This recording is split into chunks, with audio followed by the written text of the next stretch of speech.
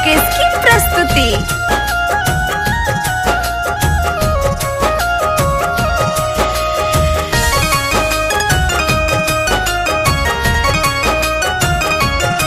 छाने छाने बदले अतहरो मिजाज रजऊ, धोखेबाज रजऊ, उड़नबाज रजऊ।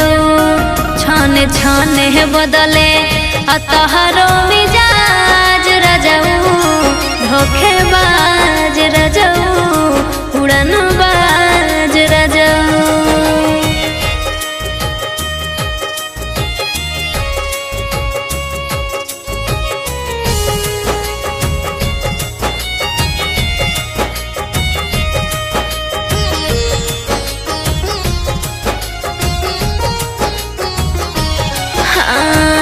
घर भर के जीमा सैया हमरे कपार बा, हमरे कपार बा।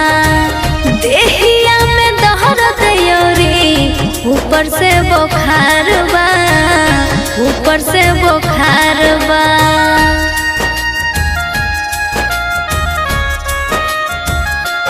हाँ हाँ घर भर के जीमा सैया हमरे कपार बा, हमरे कपार बा।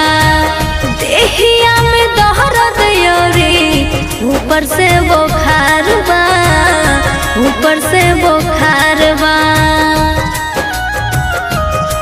बात बुझी ना तो हो जाए नाराज रजऊ, धोखेबाज रजऊ, उड़नबाज रजऊ। छाने छाने बदले अतहरो मिजाज रजऊ, धोखेबाज रजऊ, उड़नबाज रजऊ।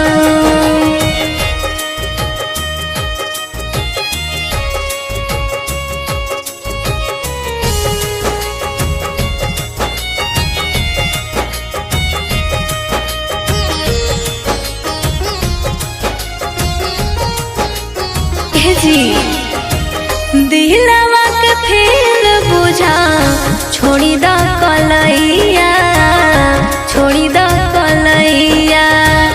जो करी ना करी नहीं, बनी निरदैया, बनी निरदैया।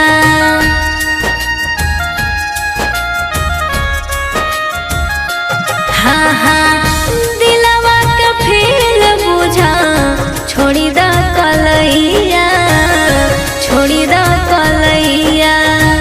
जो करी ना करी नहीं, बनी निरदैया, बनी निरदैया।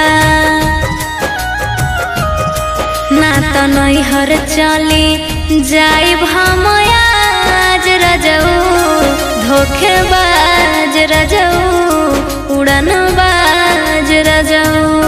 छाने छाने बदले तोहरो मिजाज रजऊ, धोखेबाज रजऊ।